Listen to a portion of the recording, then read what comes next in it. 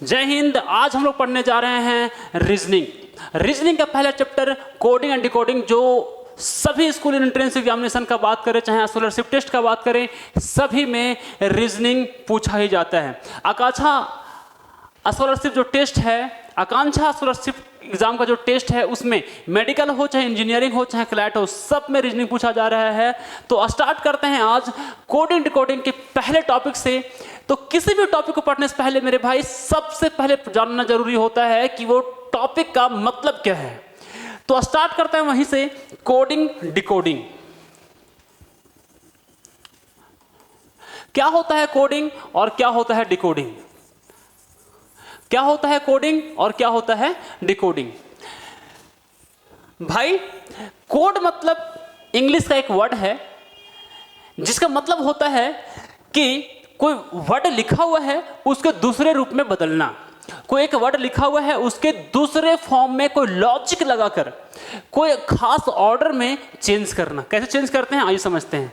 जैसे लिखा हुआ है ना कि CAT कैट, इसको चेंज कर दिया ऑर्डर में। कैसे चेंज किए कि भाई सी को जो है ना एक आगे लिख दिए, सी के आगे लिख दिए, सी के आगे होता है डी। अब ए के आगे लिख दिए तो ए के बाद आता है बी, ए के बाद कौन आता है बी। और आगे चेंज करें तो बोले कि टी के आगे आता है यू, तो ये चेंज हो गया। तो ये बदलने का जो प्रोसेस है ना, एक फॉर्म से जो ओरिजिनल वर्ड है उसके दूसरे फॉर्म में बदलने का जो प्रोसेस है उसको बोलते हैं कोडिंग।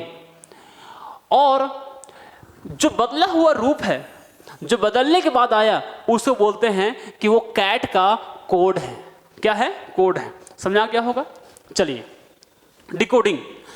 डिकोडिंग में हम लोग को थोड़ा सा और पूछे कि कैट को हम लोग DBU बोलते हैं। भाई कैट का कोड यदि DBU है ना, तो BAT बैट का कोड क्या होगा? बैट का कोड क्या होगा? तो तरीका लगाएं। अच्छा, C के बाद आया है D, मतलब एक प्लस किया गया है। A के बाद आया है B, मतलब एक प्लस किया गया है। T के बाद आया है U, एक प्लस किया गया है। तो उस तरह से B के बाद कौन आएगा? B के बाद आएगा C, तो B का कोडिंग हो गया, समझे कि C। A के बाद क्या आएगा? तो A के बाद आएगा B, तो A का कोड हो गया B। T के बाद क्या आएगा? U, तो बैट का कोड हो गया CBU। Coding complete. चलिए समझते हैं आगे कि डिकोडिंग क्या होता है। डिकोडिंग बोलना जैसे बोले कि है लिखा हुआ है MAN मैन,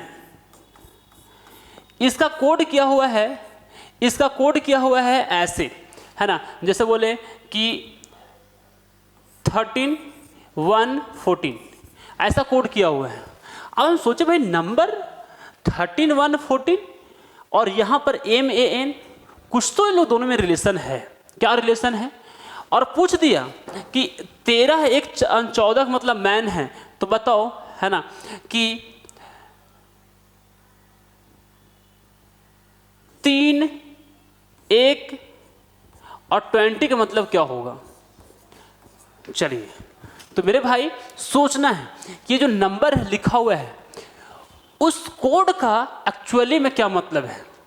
तो कोड को ब्रेक करना और वो ओरिजिनल फॉर्म प्राप्त करना, कोड को तोड़ना, डिकोड करना और फिर उसका एक्चुअल मतलब क्या है वो समझने का जो प्रोसेस है उसी को बोलते हैं हम लोग डिकोडिंग।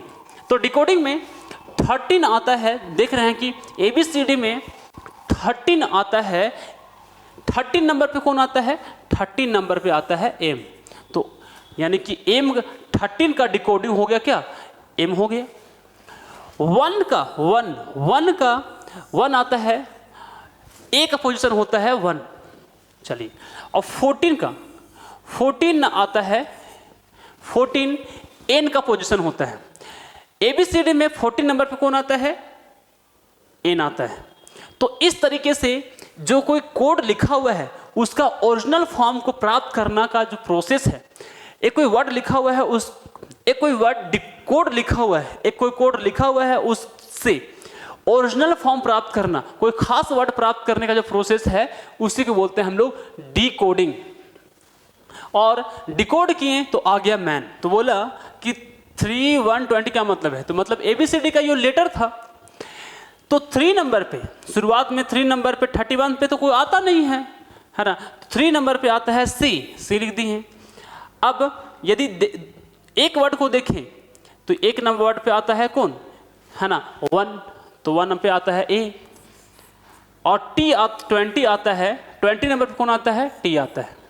अब आप बोल रहे होगे सर आपको तो याद है सर, है ना, कि कौन कितना नंबर पे आता है, हम कैसे याद करें। तो आओ भाई ट्रिक सीख लेते हैं, एकदम 2 मिनट लगेगा और फिर पूरा जो सेशन है आज के बाद आप कभी नहीं भूलेंगे कि ABCD में कौन सा लेटर कितना नंबर पे आता है। चलिए, तो पहला रूल नंबर 1, ABCD आपको याद ही है, याद करने की जरूरत ही नहीं है। 1 2 3 4, 1 2 3 4। तो क्या बोलें, तो बोलें कि ABCD 1 2 3 4, ABCD 1 2 3 4। तो ABCD 1 2 3 4 याद रखिएगा, और फिर दूसरी तरफ याद रखिएगा XYZ 24 25 26। ये याद करने की जरूरत ही नहीं है, खुद से याद रखना है कि XYZ 24 25 26, ABCD 1 2 3 4। ठीक है। अब मेन जो स्टार्ट होता है कहानी, वो हम लोग का स्टार्ट होता है अब। यदि बोले ना कि E कितना नंबर पर आता है, E, तो 2 तरीका बताते हैं। पहला है ना, E आता है 5 नंबर पे, कैसे याद रखेंगे, FIVE 5, है ना, FIVE आता है ना 5 नंबर पे। क्या 5 नंबर पे F4 5, और 5 पे आता है कौन, E, 5 पे आता है कौन, E। ठीक है, 5 मतलब E, 5 मतलब E, 5 पे कौन आता है, E आता है, 5 पे कौन आता है, E आता है। चलिए ठीक है। चलिए 6 नंबर पे आता है ना F मिलाइए वर्ड, है ना, F4 फिक्स, और ये मिलता जुलता है 6 से। तो याद रखेंगे ऐसे आप, है ना, F4 फिक्स मिलता जुलता है 6 से, F4 फिक्स मिलता जुलता है 6 से, तो F4 फिक्स आता है नंबर पे 6। ठीक है, चलिए समझ आ गया। क्या बोलें कि 5 लास्ट में E आया, E, और 5 नंबर पे आता है 5। 5 नंबर पे कौन आता है, 5 का स्पेलिंग देखें, है ना, तो F4 5 और आता है नंबर पे E, F4 5 आता है नंबर पे E, और 6 मतलब F4 फिक्स मिलता है 6 से, F4 फिक्स मिलता जुलता है 6 से। चलिए अब बोलें कि 7 पे आता है कौन, G। आपको नहीं लग रहा है मिलता जुलता है, तो मिलता ही जुलता तो है, G बोले तो ऐसे लिख दो, है ना, ये 7 के जैसा मैच कर रहा है। तो G4 कितना नंबर पे आता है, 7 नंबर पे आता है। लिखने का तरीका देखा करो, क्या बोले कि G कितना नंबर पे आता है, 7 नंबर पे आता है, G कितना नंबर पे आता है, 7 नंबर पे आता है। आगे अच्छा, H, क्या बोले, H जो है ना, जो H है उसको थोड़ा आप ऊपर से मिला दो, है ना, और थोड़ा नीचे से मिला दो, तो लग रहा है कि ये 8 है।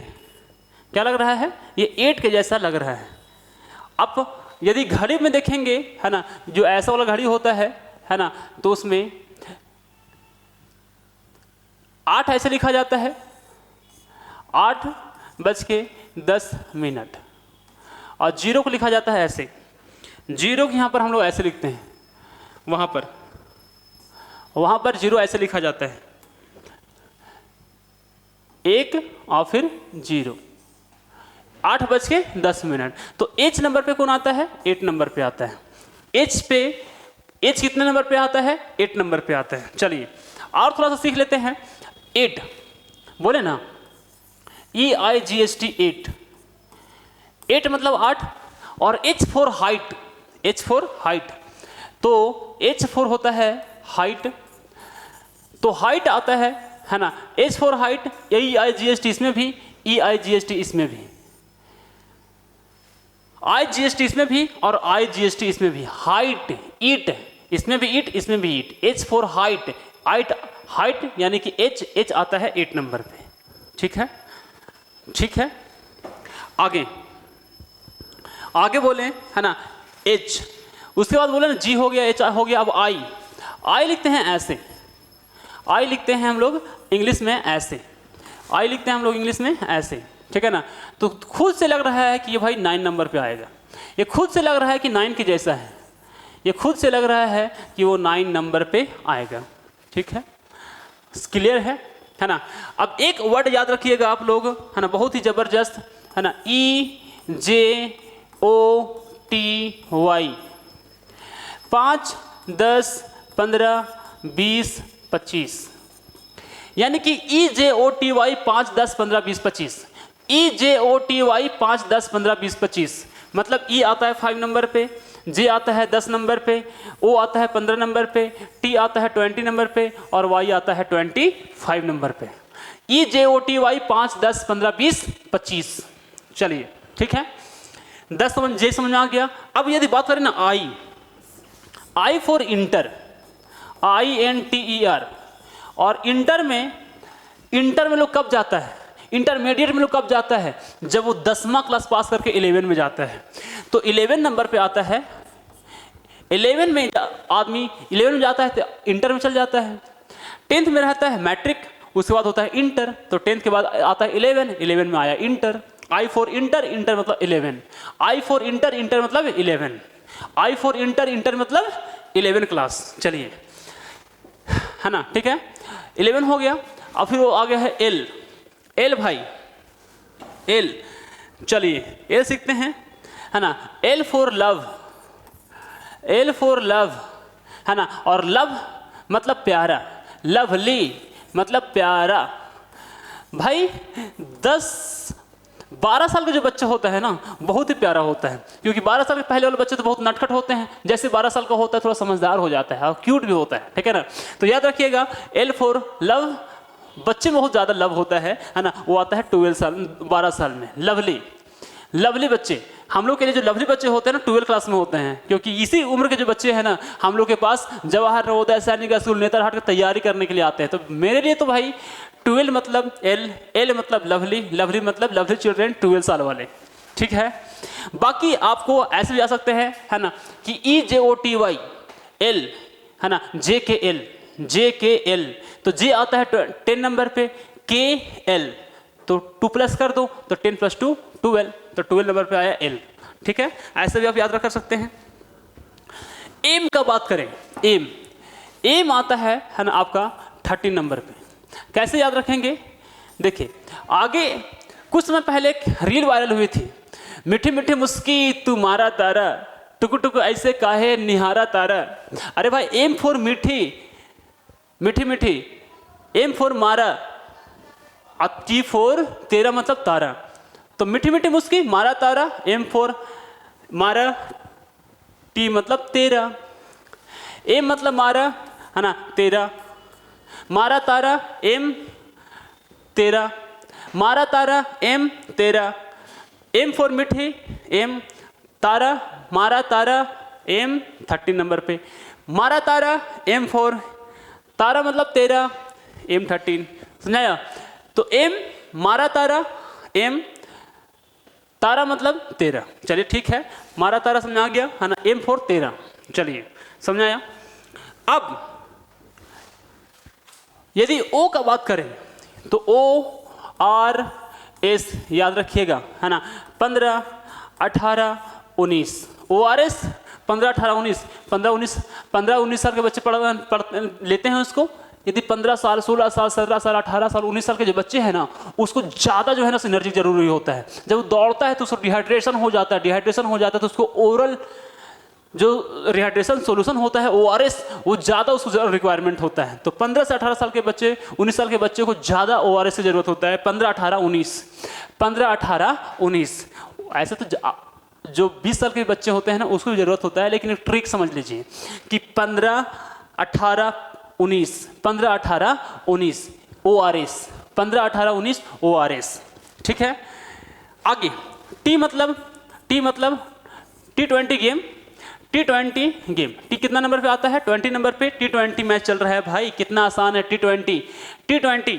यू मतलब होता है अडल्ट, यू मतलब अडल्ट। मूवी देखा होगा ना आपने, है ना, के लिखा हुआ रहता है, सबसे पहले मूवी स्टार्ट होता है यू लिखा हुआ रहता है, मतलब भाई ये अडल्ट के लिए है, तुम्हारे लिए नहीं है, तुम मत देख लेना मूवी को, ठीक है ना। तो एडल्ट होता है कब आदमी? 21 साल में। हम बोल रहे हैं कि 21 साल में होता है यार एडल्ट आदमी। हाँ भाई, आजकल हो गया है 21, शादी करने का जो उम्र है ना लड़कों का 21 है, तो एडल्ट होता है आदमी 21 नंबर पे, ठीक है। चलिए, एडल्ट होता है आदमी 21 के एज में, तो यू हो गया 21, ठीक है। चलिए, अब मुझे लगता है कि आपको याद हो जाना चाहिए, क्या हो जाना चाहिए? याद हो जाना चाहिए। मिलते हैं अगले वीडियो में, तब तक के लिए जय हिंद, वंदे मातरम, गुड बाय।